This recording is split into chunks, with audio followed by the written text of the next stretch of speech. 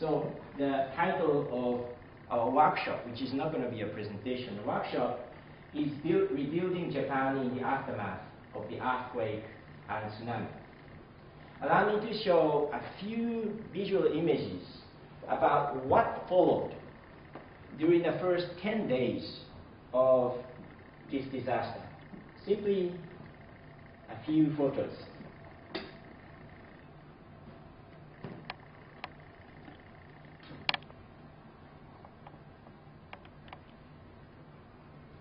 All these communities which are hit by the tsunami are Asian communities. Self-defense force,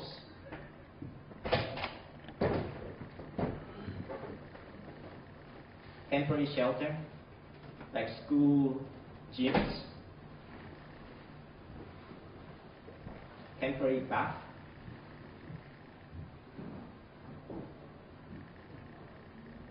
coffins,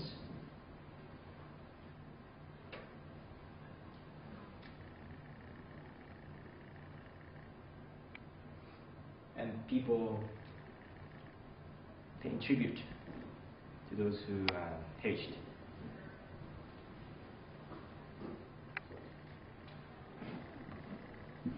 Let me basically lay out what I want to do together with you today.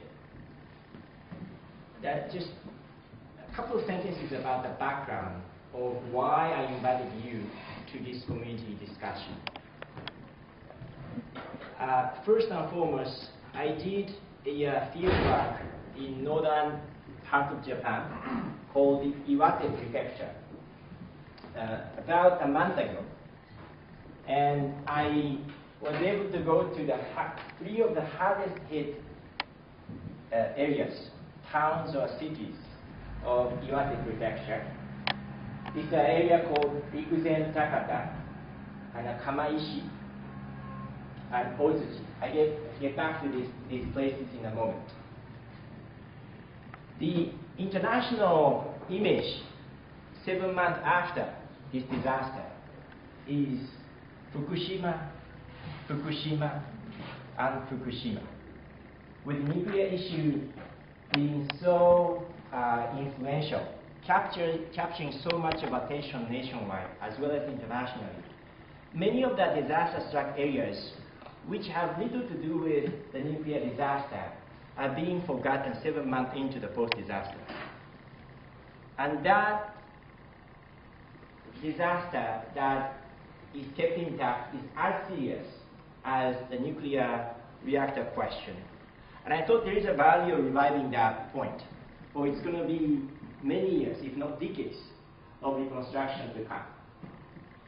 And I also want to emphasize that because it is already 7 to 8 months after disaster, many people don't really see BBC or CNN news about Japan in terms of the disaster. And yes, the situation is as dire as ever, with the winter coming, which is the coldest winter you could ever imagine in Japan, in northern part. So it is that broader background that actually inspired me to do a little bit of a community event. And I have 3 concrete objectives I want to achieve.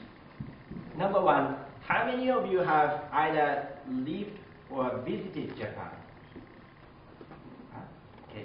How many of you are planning to go to Japan or want to go to Japan? And that could include virtually everybody. So those of you who choose to work in Japan or who continue to be engaged in Japan, either as language teachers in whatever capacity, this is equivalent to September 11th.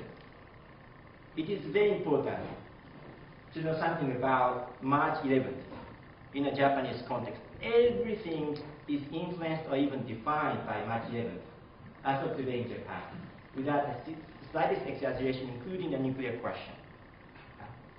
The second reason why objective I want to achieve together with you has to do with a question: how many of you have worked in disaster-struck areas, natural disasters? Have lived or worked? Right? How many of you plan to work in disaster-struck areas in terms of your future aspirations? Okay. There are so many lessons to be learned from the Japanese case. And prior to going to the field, I was actually working in disaster-struck area of Pakistan. And then I was struck by the disaster in my home country that really shocked me.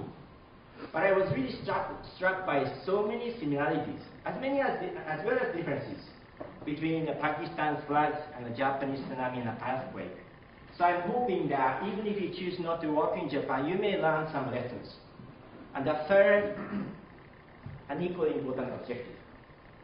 As I've held a number of community meetings in northern parts of Japan, I was told numerous times that the largest fear that people have in those communities is that they are going to be forgotten. Immediately after the disaster, so many charity organizations, so many donations. I think some of you might have donated.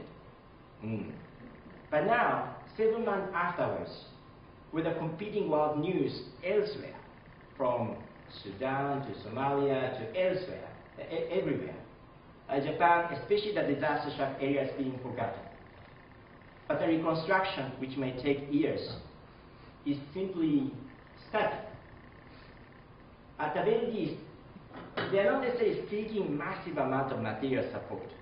And after all, this is Japan. Yes, resource scarcity is there, but it is more of the fact that people still remember them, people care about them. And I was told that that has gives them tremendous strength. For those communities with resilience have the motivation to demonstrate to the society that they can perhaps contribute to inspiring other people who are in some challenging circumstances. So I made a sacred promise to the community members that when I return to the US, I'll do a series of sessions. So by virtue of holding this session, I'm keeping my promise. It would be nice if you could be part of my aspiration to keep the promise. And I witness portion of their challenges as well as resilience that hopefully inspires you. Let me just end with one final story that has to be beyond measure. In this town of, this ties into the question of the strength that comes out of a disaster like this. The mayor of the city,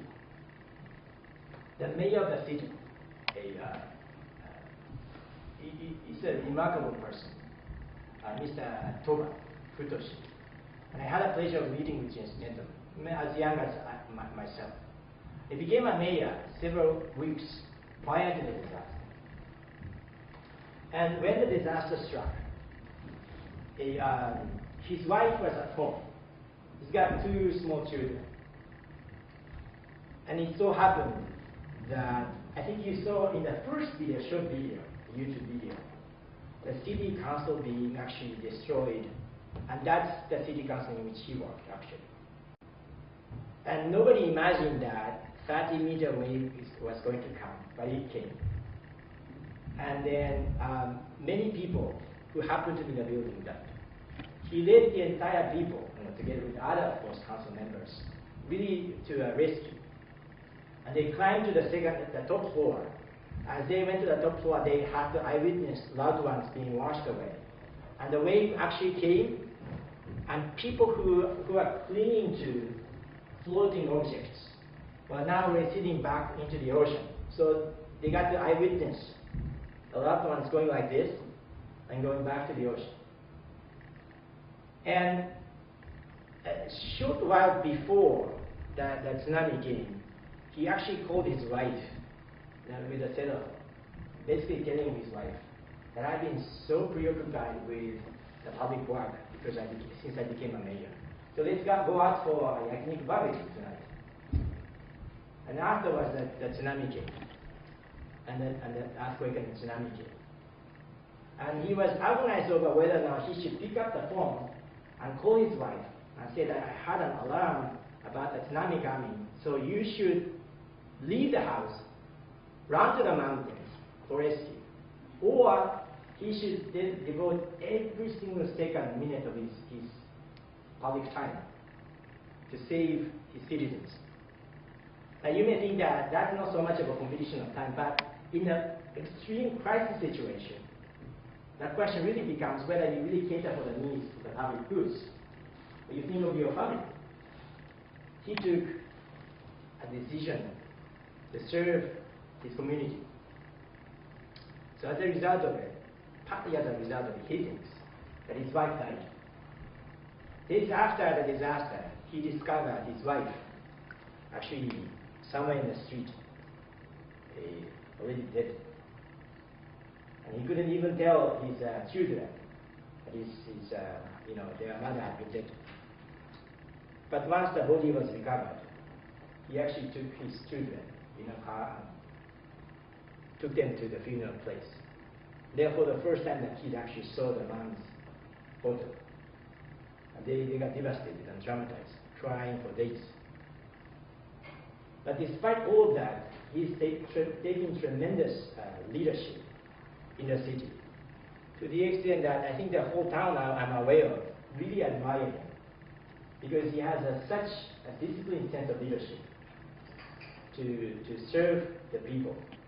And so self-defense force people respect him, even national parliamentarians respect him.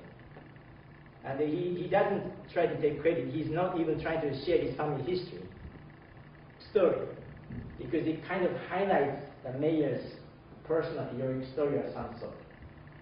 But urged by some other people, he wrote the book. That's why I read the book. I shed tears many times reading the book before I met with the mayor. There are many people like that, and the genuine leaders emerged as a result of it, who really transcend petty personal ego interests. So my hope is that despite so many people who died, some of the real strength of the communities and the nation would emerge, maybe with the support of the international community. So with this said, I thank you very much for your active participation and long attention. Thank you.